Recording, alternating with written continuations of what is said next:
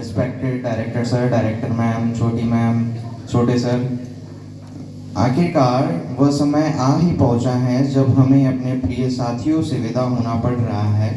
यह वह समय होता है जिसमें खुशी एवं गम दोनों देखने को मिलते हैं। गम तो इस बात का कि हम अपनों से बिछुड़ रहे हैं, और खुशी इस बात की कि अब हम कॉलेज के खुले जीवन में जा रहे हैं। साथ ही साथ हम अपने निर्धारित लक्ष्य को प्राप्त करने की ओर अग्रसर हो रहे हैं। मैंने इस विद्यालय में रहते हुए अपने शिक्षकों से बहुत कुछ ज्ञान प्राप्त किया है, जीवन जीने का तरीका सीखा है। बड़े सर ने हमें सिखाया है कि कैसे भी स्थिति हो घबराना नहीं चाहिए, कर्म किए जाओ, फल स्वतः ही मिल जाएगा। अब मैं थोड़ी बहुत कुछ अपनी यादों के बारे में आपको बताऊंगा जो इस स्कूल के साथ में मेरी भी जुड़ी हुई है। जैसे कि बड़े सर की बार बार मोटिवेशनल क्लास, बड़ी मैम का निबंध लिखवाना, क्लास में आकर क्लास अरेंज करवाना, छोटे सर को देखते ही हवा में उड़ती जुल्फों को नीचे करना याद आता है। वो समय जब छोटी मैम ने हाथ पकड़कर राइटिंग सुधरवाई थी, सीमा मैम का बात बात पर कहानी सुनाना, और थोड़ी सी शैतानी करने पर चश्मा सिर पर चढ़ाकर दुष्टों और गंवारों कहना हमें बहुत याद आएगा।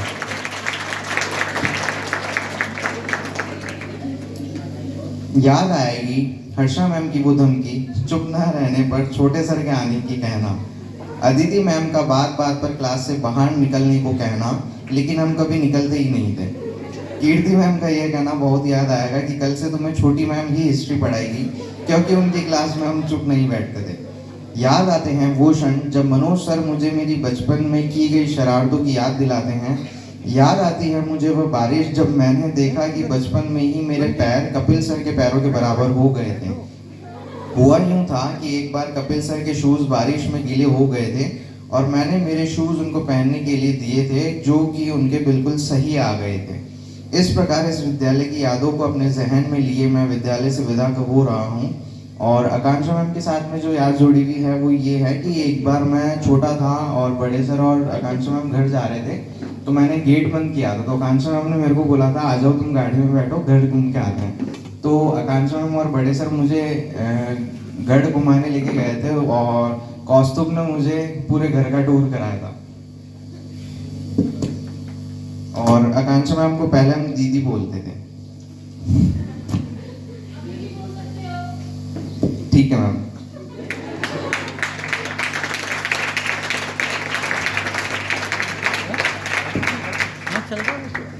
लगभग 7-8 साल का यह खट्टा मीठा अनुभव मैंने इस विद्यालय से प्राप्त किया।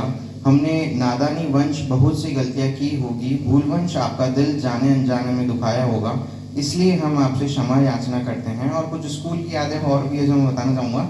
Director sir and director ma'am के साथ सभी टीचर्स हमारे ऊपर ध्यान देते हैं। वे अपना 101% एफर्ट लगाते हैं कि बच्चों को हम जितना अच्छा ज्ञान दे सकते हैं उतना दें। डायरेक्टर सर खुद से ज़्यादा बच्चों के लिए हर चीज़ करने का प्रयत्न करते हैं, जैसे कि cricket, library, music room, gym, swimming pool.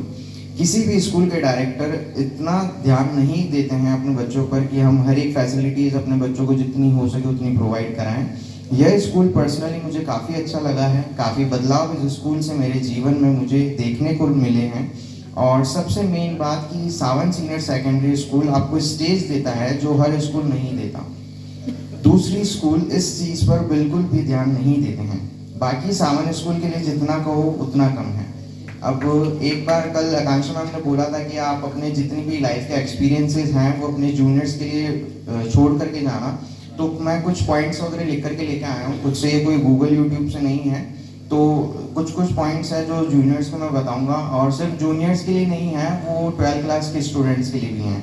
सबसे पहला पॉइंट है, आप अपने गोल को सेट करके ही अपना जीवन व्यतीत करें। अगर आपके पास में अपना गोल नहीं रहेगा तो आप बिना लक्ष्य के दौड़ोगे, और अगर बिना लक्ष्य के दौड़ोगे तो आपकी कोई भी मंजिल नहीं रहेगी और आप कहीं भी जाकर के पहुंच नहीं पाओगे। दूसरा पॉइंट है, कभी भी कोई भी ऐसा काम ना करे जिससे आपका एंटरटेनमेंट हो लेकिन किसी का दिल दुखे या फिर किसी को बुरा लगे। वो कभी भी काम अपन को नहीं करना है। रोज कुछ ना कुछ अपनी जिंदगी में अच्छा करें और रोज कुछ ना कुछ नया सीखें। अपने अंदर जितनी हो सके उतनी स्किल्स डेवलप करें, जैसे कि कम्युनिकेशन स्किल्स एंड ऑल। आपको अपनी वैल्यू बढ़ानी है या घटानी, वो सब कुछ आपके हाथों में है।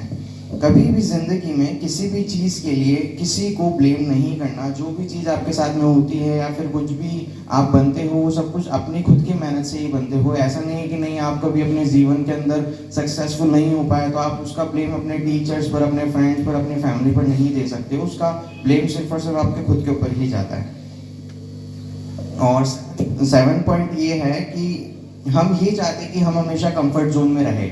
हम ये चाहते हैं कि हम हमेशा कंफर्ट जोन में रहे, हमको कोई भी काम करना ना पड़े, हमको कभी भी कोई मेहनत करनी ना पड़े। लेकिन आप इस चीज़ का हमेशा ध्यान रखना, अगर आप कंफर्ट जोन में रहेंगे, कुछ काम नहीं करेंगे, तो आपको कुछ भी चीज़ हासिल नहीं होगी।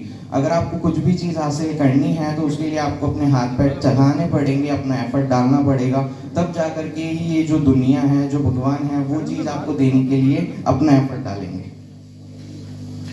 थोड़े बहुत पॉइंट्स कुछ और हैं। थैंक यू सो मच, आपने मुझे इतनी देर सुना, कुछ देर और सुन लीजिए। 8 पॉइंट है, कंफर्ट जोन में कुछ नहीं मिलेगा, जो कि मैंने आपको बताया है। अगर आपको दूसरों से आगे निकलना है तो खुद को मेहनत करनी पड़ेगी।